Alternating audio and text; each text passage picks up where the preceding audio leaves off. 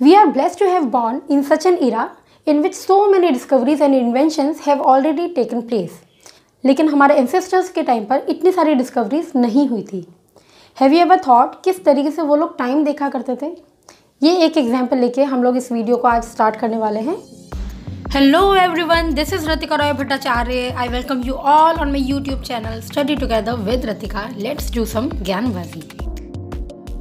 So today we are going to discuss measurement of time and units of time and speed. सबसे पहले ancestors किस तरीके से time देखते थे, क्योंकि उस टाइम पे घड़ियाँ नहीं थी, right. Clock was not there. For example a day, a month और एन ईयर. तो अगर डे की बात करें तो उनको पता था डेली एक चीज़ रिपीट होती थी. For example sunrise and sunset. Sunrise morning में होती थी. They didn't know the concept of morning. They noticed जब भी सनराइज होता था उसके साथ बहुत ज़्यादा ब्राइटनेस हो जाती थी, और जब भी सनसेट करता था तो बहुत ज़्यादा डार्कनेस हो जाती थी. तो they found some relationship between the sunrise and the sunset. दो सनराइज के बीच का जो गैप है उसको उन्होंने अ डे कहा. ठीक है. इसी तरीके से if we talk about the month, जैसे फुल मून नाइट हम देखते हैं वो डेली नहीं होता है, एक रेस्पेक्टिव टाइम के बाद ही होता है. तो उन्होंने वो गैप देखा कि ये काफ़ी लंबा गैप है, तो उस चीज़ को उन्होंने एक मंथ का नाम दे दिया. इन द सेम वे एक complete revolution of earth around the sun, इसको उन्होंने 1 ईयर का नाम दे दिया. ये तो बड़े बड़े यूनिट्स हो गए. अ day, a month. With the help of the shadow, the length of the shadow, वो बोल पाते थे कि सुबह का कौन सा टाइम है, दोपहर का कौन सा टाइम है, and what is the time in the evening.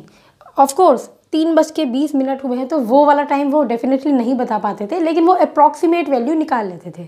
अगर हम बात करें आजकल के क्लॉक्स के, तो वो वर्क करती है पीरियोडिक मोशन के ऊपर. क्यों? बिकॉज यू नो एक टाइम एक रेगुलर पॉइंट के बाद रिपीट होता है, which is known as periodic motion, जो कि इस स्क्रीनशॉट से आप देख सकते हैं. मैंने कल के वीडियो में भी आपको समझाया था कि सिंपल पेंडुलम का मोशन कौन से वाला शो होता है. तो आजकल के जो क्लॉक्स होते हैं वो सिंपल पेंडुलम पर वर्क करते हैं. अब सिंपल पेंडुलम क्या होता है ये भी हम डिस्कस कर लेते हैं. तो ये एक अरेंजमेंट है सिंपल पेंडुलम का, जिसमें एक ये पाइवट है जो कि फिक्स्ड पॉइंट होता है. वहीं पर एक स्ट्रिंग है जो कि अटैच्ड है पाइवट से, और इस स्ट्रिंग के एंड में है एक Bob which is a metallic ball. ठीक है. बिकॉज दिस इज़ हैवी, तो ग्रेविटेशनल फोर्स की वजह से ये हमेशा हैंग करता रहेगा और नीचे की तरफ ही उसका पूरा फोर्स रहेगा. Right now this is at rest. तो जब ये रेस्ट पे होता है तो इस पोजीशन को हम कहते हैं मीन पोजीशन. ठीक है. अगर अभी इस बॉब को मैंने इधर पुल किया तो ऑब्वियसली इसकी पोजीशन थोड़ी सी चेंज हो जाएगी, right, and it will come in this position. जो मैं मैक्सिमम डिस्टेंस में इसमें लेके गई हूँ तो उस पोजीशन को हम कहेंगे extreme position, right. In the same वे जब इसको मैंने यहाँ से रिलीज़ किया तो ये यहाँ पर जाएगा, again it will come back to here. तो इस तरीके से ये मोशन शो होता रहेगा, जिसको हम कहेंगे टू एंड फ्रो मोशन. इस तरीके से इसको हम इस एग्जाम्पल से, स्केल के एग्जाम्पल से भी समझ सकते हैं.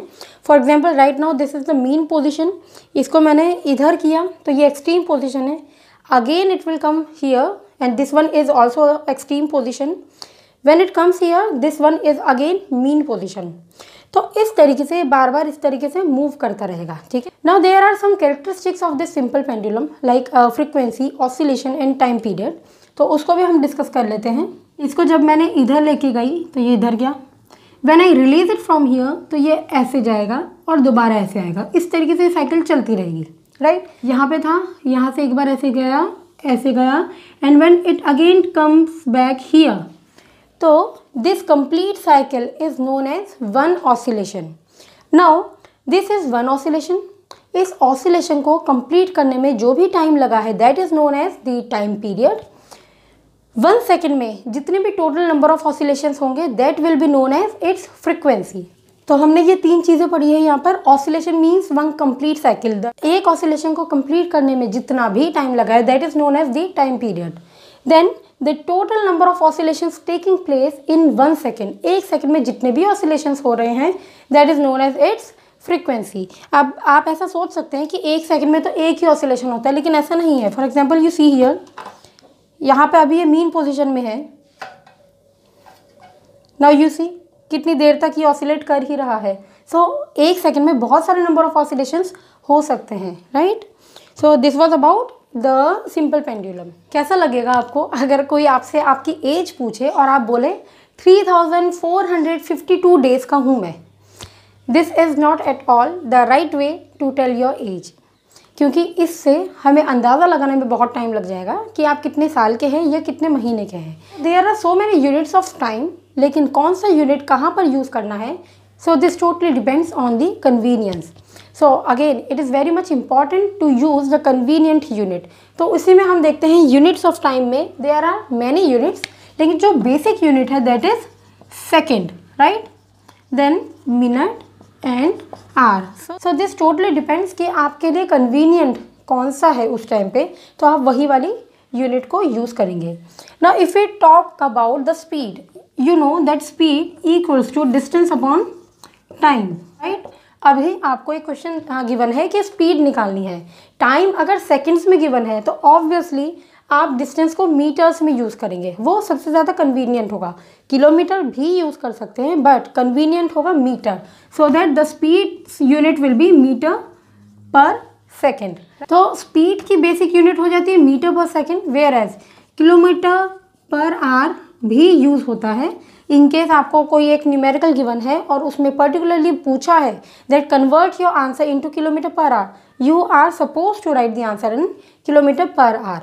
So in this video we discussed about measurement of time and units of time and speed. Next video में हम लोग discuss करेंगे how can we measure the speed. If you have not watched the last video, you can click here and watch the full video. Thanks for watching and stay safe.